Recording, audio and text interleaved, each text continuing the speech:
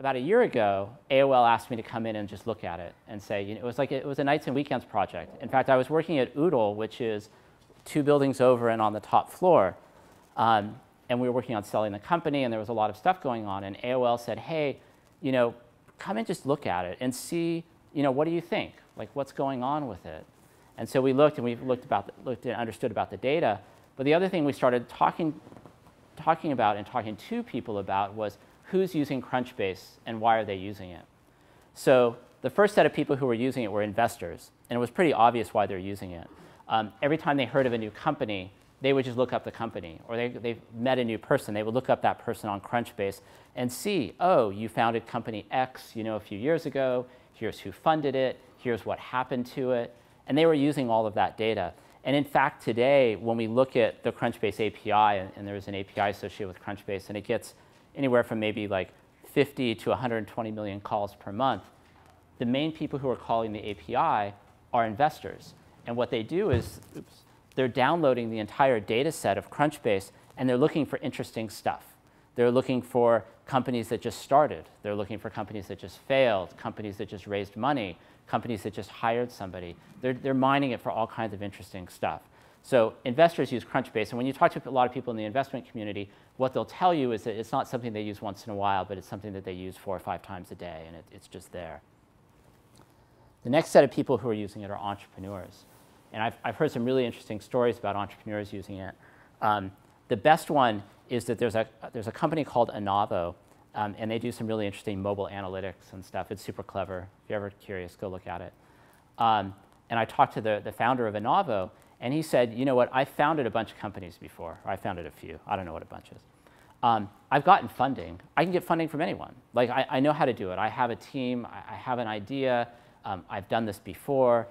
But I need to find the investors who are most likely to make me successful. So he's a data guy, and Inavo is a data company. So he downloaded the Crunchbase data set. He identified all of the companies that were similar to his, and then he figured out who all the investors were that were doing very specific investments into the type of technology and company that he was working on.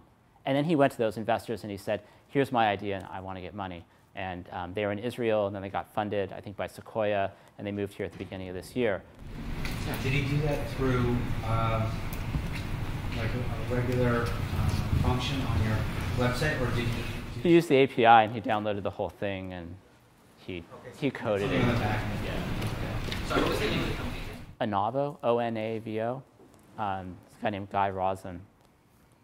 So we know that a lot of entrepreneurs are using it. They're using it to find investors. They're using it also to find other partners and other people that they'd be interested in working for or working with.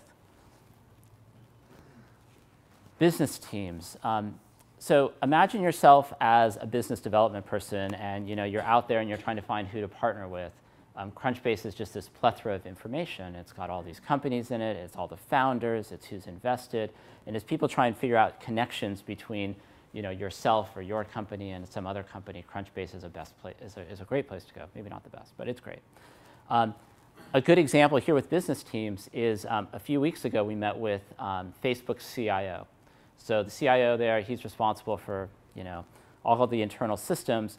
But one of the big things at Facebook that they're really focused on is hiring, and it's trying to figure out who the right people are to hire. And we met with him, and he's like, you know what we use Crunchbase for? It's that we know from interviewing and surveying our own teams that the most successful people on the business side and the sales side are people that have a startup background. Facebook's really big now, and when they hire salespeople, you can hire salespeople from a lot of backgrounds and successful salespeople from a lot of backgrounds. But Facebook found that the ones that were most successful and the best at trying to evangelize what Facebook was about was people with a startup background. But how do you find out who has a startup background? They can go to the social graph, and a lot of people in their social graph list the companies that they work at. But from Facebook's perspective, they have no idea what those companies are. They're just strings. It's like Oodle, but what's Oodle? Or it's Twilio, but who knows what Twilio is? So what Facebook was doing was they were taking the Crunchbase data set and all the companies in Crunchbase, they were mashing that up with what they got from the Facebook social graph of all these people they were interviewing, And they're able to find people who had social connections or perhaps direct connections with the startup community. It's like, wow, if I can find somebody, and I know that all their friends work in startups, whether they work in a startup or not may not really matter. They may be able to be successful. And I think what Facebook is doing is kind of an extreme example, but we also know that other companies use it to prospect acquisitions. Corporate development teams use it. There are all kinds of different examples.